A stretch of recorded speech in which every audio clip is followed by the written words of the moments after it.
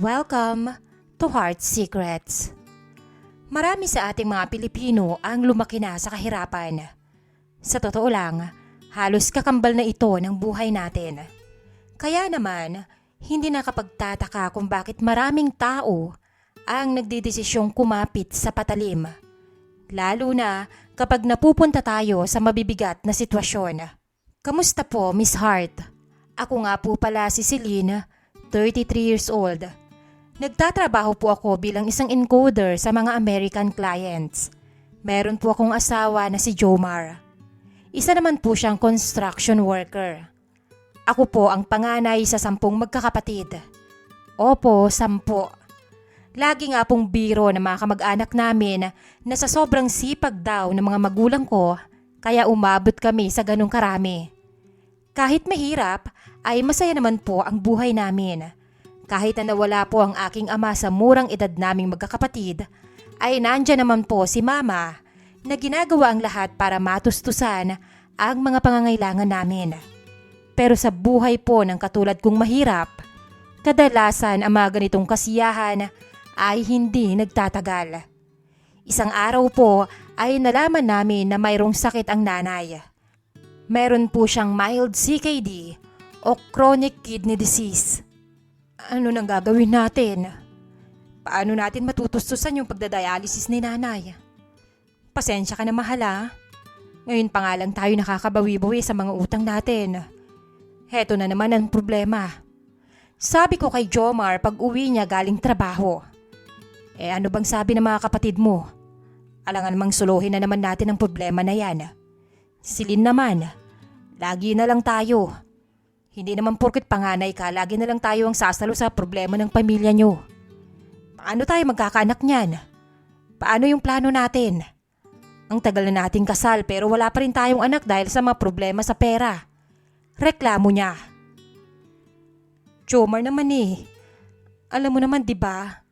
Ako ang panganay sa amin kaya ako ang inaasahan. Dahilan ko. Ikaw nga ang panganay. Pero ang pangalawa at pangatlo na sumunod sa'yo, mga lalaki naman. Hanggang kailan sila aasa sa kita mo? Maganda nga ang kita mo bilang encoder pero hindi naman natin maramdaman dahil sobrang daming nakaasa sa'yo.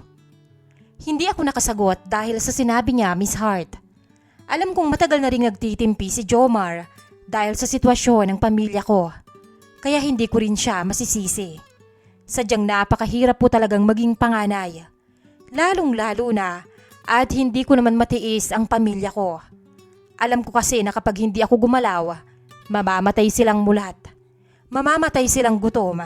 At ayoko pong mangyari yun, lalo na at alam kong nag-aalala ang mama ko. Matapos ang argumento namin ng aking asawa, kinabukasan ay pumunta na ako kay mama para sa kanyang check-up. Ngayon ang check-up mo, ma. At itatanong na rin natin kung paano ang magiging process ng dialysis mo. Kaya tara na. Magbihis na kayo. Hinawakan ko ang braso niya at inalalayan siya patayo mula sa kanyang pagkakahiga. Celine, ikaw ang huwag makulit ha? Ayoko nga. Ayoko nang pumunta sa doktor pa. At ayokong magdaya-dialysis na yan. Utang na loob anak. Alam kong marami na kayong problema ng asawa mo. Ayoko nang dumagdag pa. Pagmamatigas niya. Mama naman. Ang kulit mo naman Bakit? Ikaw ba yung gagastos? Hindi ba't ako naman? Kaya tara na, huwag ka na makulit. Kapag hindi ka pa tumayuran, tatawagin ko yung manliligaw mong si Mang Piping doon. Sige ka, papapasukin ko sa kwarto mo at bahala kayong dalawang magtuos. Pananakot ko. Hala lang, sige at subukan mo nang machinelas kitang bata ka. Alam ba ni Jomar na dadalhin mo ko sa doktor? Hindi ako agad nakasagot. Pera ko naman ang gagastusin natin, ma. Huwag kang mag-alala. Wala namang problema pati yun kay Jomar. Magbihis ka na. Naglakad na ako palabas ng kwarto niya. Pero bago ako tuloy ang isa riyon, ay may pahabol pa ako sa kanya. Kapag hindi ka pa lumabas dyan after 10 minutes, tatawagin ko talaga si Mang Piping. Pananakot ko pa. Mukhang gumana naman yon dahil paglabas niya ng kwarto ay nakagayak na siya. Panay ang silip ko sa e-wallet ko habang papunta kami ni mama sa ospital. Iniisip ko kung kakasya ba itong dala ko ngayon, lalo na at kailangan din namin ng grocery para sa bahay. Pagkatapos kaming kausapin ng doktor na nagngangalang Dr. Arnaldo, ay pinapunta niya si Mama sa isang laboratory kung saan ay kailangan daw siyang kuhanan ng mga samples for test. Habang naroon si Mama, ay naiwan naman ako sa office ni Doc para makapag-usap kami para sa mga kailangang isagawa kay Nanay. Pero hanggang matapos yon ay nananatili ako sa office niya. Pansin ko ang mga malalagkit na pagtingin at ang matagal na mga titig sa akin ni Doc Arnaldo. Pero pinili ko na lang na huwag pansinin yon. Napakatahimik mo naman, Celine. Tsaka yung mukha mo, mukhang problemado. Nababawasan ang iyong kagandahan. Sambit niya sa akin. Pasensya na po, Doc, kung nadidistract ko po kayo sa itsura ko. Hindi ko po kasi alam kung saan kukunin ang mga pang-maintenance ng dialysis ni Mama. Pagpapakatotoo ko. Oo nga, nadistract ako ng kagandahan mo. Sabi niya pa at bahagya siyang ngumiti na siyang nagpalitaw sa kanyang magandang ngipin. Ramdam na ramdam ko ang pagpula ng aking mukha dahil sa kanyang sinabi. Yan talaga ang problema ng mga pamilyang may pasyenteng CKD. Pero huwag kang mag-alala. Marami naman kayong ahensya ng gobyerno na pwedeng lapitan. Heto at isusunod ko. Miss Hart, malumanay po ang boses ni Doc Arnaldo. Yung tipong hindi mo akalain na ganun siya magsalita dahil napakalaki ng katawan nito at lalaking lalaki ang dating. Kung hindi nga lang nahalata ang kulubot na balat sa leeg niya, iisipin mong bata pa ito dahil sa ganda at lalim ng boses niya. At sa tikas ng pangangatawan, napakaamo ng kanyang gwapong mukha sa kabila ng kanyang katandaan. Pagkatapos ng check-up ni Mama, ay sinubukan nga naming lapitan yung mga ahensya ng gobyerno na nirecommend ni Doc. Isang araw, nagulat ako nang makatanggap ako ng text galing kay Dr. Arnaldo. Tinatanong niya kung kamusta daw ba si Mama at kung napuntahan namin yung mga inilista niya. Mula sa ganung usapan, Miss Hart, ay unti-unting naging personal ang mga kwentuhan namin. Madalas ay itinatanong niya kung kamusta na ako. Okay ka lang ba? Kamusta ang naging araw mo? May problema ka na naman? Yung mga simpleng bagay na yon ay talagang tumatatak sa akin.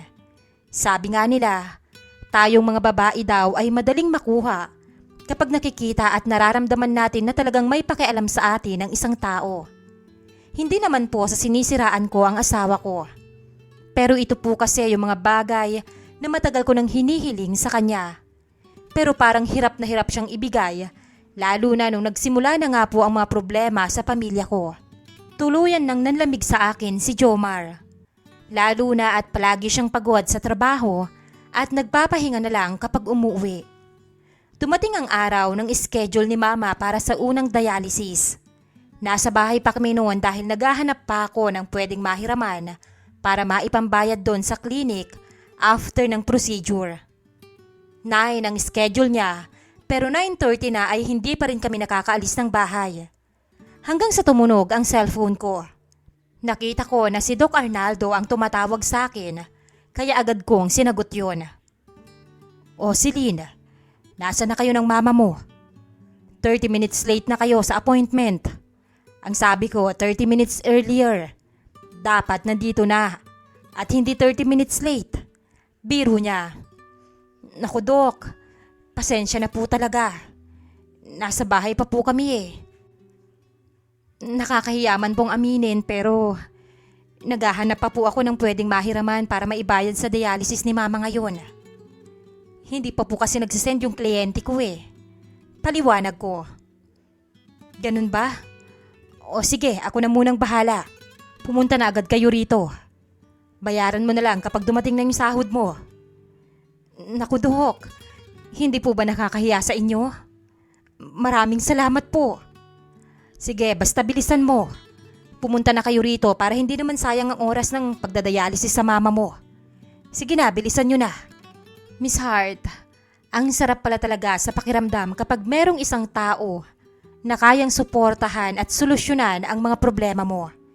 Hindi ko naman sinasabing hindi yun ginagawa ni Jomar. Pero ang hirap po kasi talaga kapag pera na ang usapan. Lalo na minsan ay nanunumbat na siya. Gaya ng dati ay sinamahan ako ni Doc Arnaldo habang hinihintay si Mama sa pagdadialysis. Ang sabi niya, medyo matagal daw yon kaya niyaya niya ulit ako sa opisina niya. Kumain ka na ba, Celine? Tanong niya pa. Hindi pa po, Doc. Busy po ako sa pag-asikaso kay Mama. Nako, ganyan nag-uumpisa ang pagkakasakit ng mga tao sa pagpapalipas ng gutom. Teka lang at meron ako ditong biskwit. Binuksan niya ang drawer at kumuha ng biskwit doon. Maraming salamat po, Doc. Nakakatuwa naman po kayo. Buti ho may biskwit kayo dyan. Aba, mahirap na. Baka biglang mag-drop ang sugar ko. Health conscious yata ito. Pagmamalaki niya. Miss Hart, habang patuloy po ang pagkukwentuhan namin ni Doc Arnaldo, ay palalim din po ng palalim ang nararamdaman ko para sa kanya. Hindi ko naman masasabi na talagang may gusto ako sa kanya. Pero lalo po akong humahanga sa mga bagay na kaya niyang gawin. Hanggang sa isang bagay po ang nangyari sa amin. Hindi ko alam kung paano kami humantong doon. Hindi ko na namalayan dahil masyado akong nag-e-enjoy na kasama siya. Basta ang alam ko na lang po, Miss Hart, ay libre na ang pagpapadialysis ng mama ko. At nagkaroon ako ng bagong boyfriend. Tawagin niyo na akong malandi, cheater, at kung ano-ano pang masasakit na salita. Pero gagawin ko ang lahat para mapahaba ang buhay ng aking ina. Akala ko noon ay pagpapadialysis lang ang ililibre ni Doc Arnaldo sa akin. Pero nung umabot ng 3 beses ang pagkikita namin, ay nag-offer siya na bigyan ako ng allowance. Sige na, Celine. Maliit na halaga lang naman per month. Siguro naman tatanggapin mo na yan. Binabaan ko na nga para huwag mo nang tanggihan. Ayoko namang nahihirapan ka. Palagi ka nalang stress dahil sa mga gastusin nyo. Dahil sa mga problema mo. Pamimilit niya at niyakap niya pa ako at nilambing. Sa bagay, mas okay naman yon, Miss Hart, kaysa dun sa unang naging offer niya. Sigurado ka ba? Ayoko namang dumating tayo sa punto na baka isipin mong pineperahan lang kita. Iyon ang sabi ko sa kanya. Pero ang totoo, yun lang naman talaga ang habol ko sa kanya. Oo nga at gwapo siya. Maganda pa rin ang pangangatawan kahit may katandaan. Pero pera lang naman po talaga ang gusto kong makuha. Kahit na nagkakaroon kami ni Jomar at palaging nag-aaway, Miss Hart, mahal na mahal ko pa rin po ang asawa ko. Okay, so deal na tayo sa 20,000. Tanong nito, para naman hindi ka na ma-stress at mas magkaroon ka palalo ng oras para sa akin. Malandi niya pang sabi.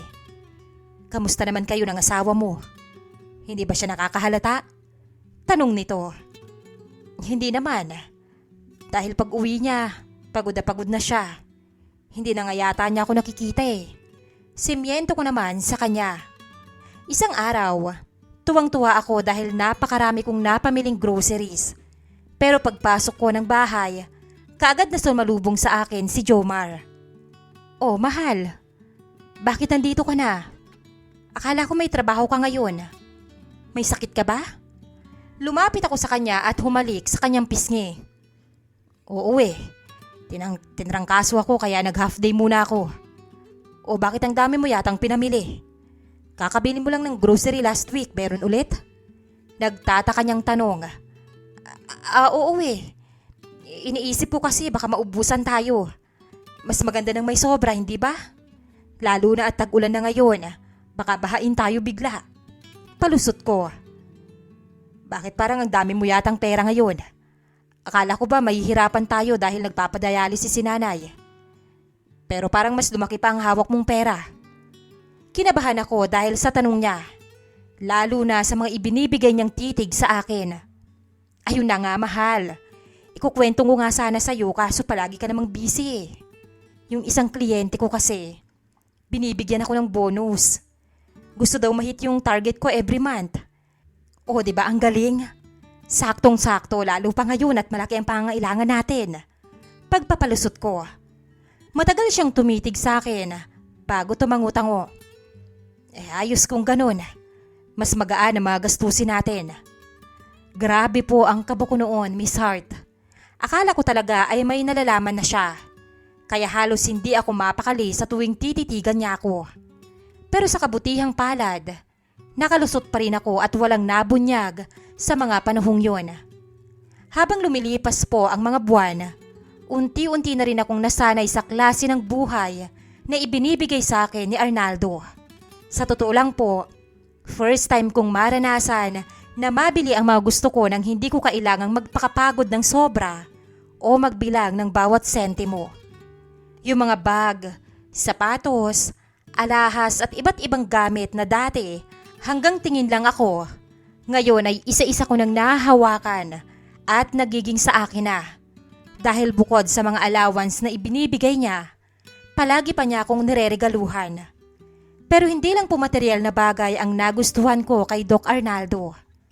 Miss Hart, mas lamang pa rin yung paraan ng pagtrato niya sa akin.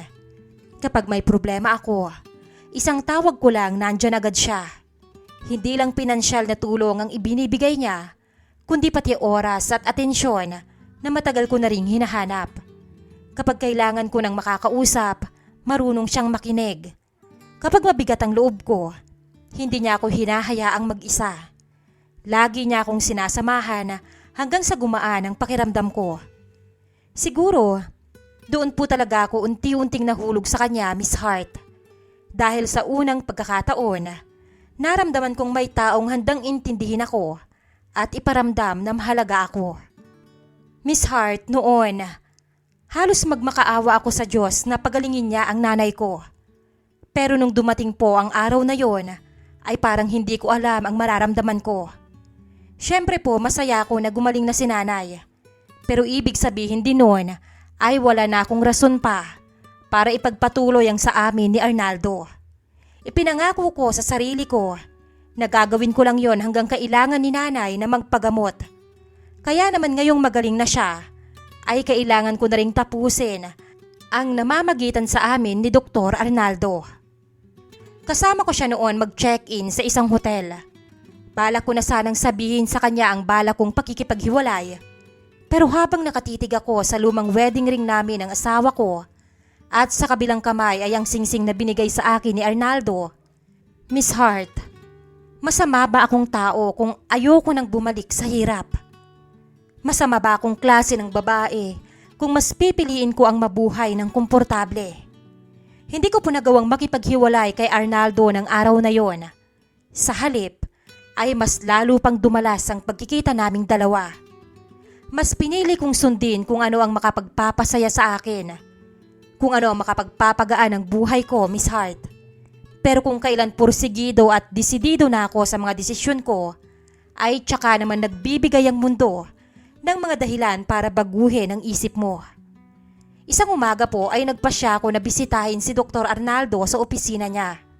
Pagdating ko doon, ay napansin ko na nasa labas ang mga staff niya.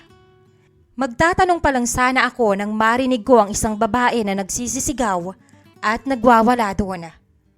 Sabihin mo sa akin, Arnaldo, nasaan ang babae mo? Ilabas mo siya. Nanlaki ang mga mata ko nang makita ang isang matandang babae na kaidaran din ni Arnaldo na nagwawala at sinisira ang mga gamit sa loob ng opisina niya. Isasara ko na sana ang pinto nang bigla itong humarap sa akin at itinuro ako. Ikaw siguro. Ikaw ang babae ng lintik na matandang ito. Sigaw niya. Ako po? Hindi po. Pasyente po ang nanay ko dito. Magtatanong lang po sana ako kay Doc. Utal-utal ang lahat ng mga salitang lumalabas sa bibig ko noon, Miss Hart. Walang yaka, Arnaldo. Kung kailan naging binata't dalaga na ang mga anak natin, tsaka mo pa kami bibigyan ng kahihiyan. Kaya pala halos hindi ka na muuwi at kung saang-sang hotel ko natatrack ang cellphone mo. Akala mo ba tanga ako? Miss Hart, pinili ko na lang na isara ang pinto at tuluyang umalis ng klinik. Nung araw na yon, akala ko ako lang ang may asawa. Pero hindi ko alam na kasal din pala si Arnaldo at ang mas masakit may anak sila. Matagal-tagal din po kaming hindi nag-usap ni Arnaldo matapos ang araw na yon. Hanggang sa lumipas ang 2 linggo, nakatanggap ako ng text mula sa kanya. Gusto niyang makipagkita sa akin sa isang hotel. Napansin kong nasa labas po yun ng bayan namin at nasa isang liblib na lugar. Mukhang talagang nag-iingat na siya para hindi kami matunto ng asawa niya. Bakit hindi mo sinabing may asawa at mga anak ka pala? Bungad ko sa kanya. Bakit pa?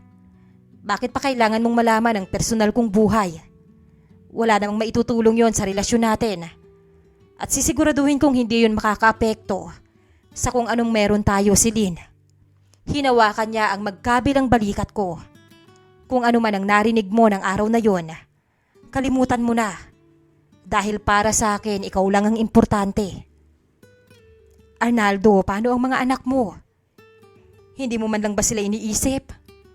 Yung ginawa nating mga panluloko sa mga asawa natin, kaya ko pa.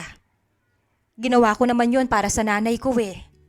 Pero yung tipong pati mga bata aalisan ko ng ama dahil lang sa mga sarili kong kagustuhan. Parang hindi ko yata kaya yon, Arnaldo.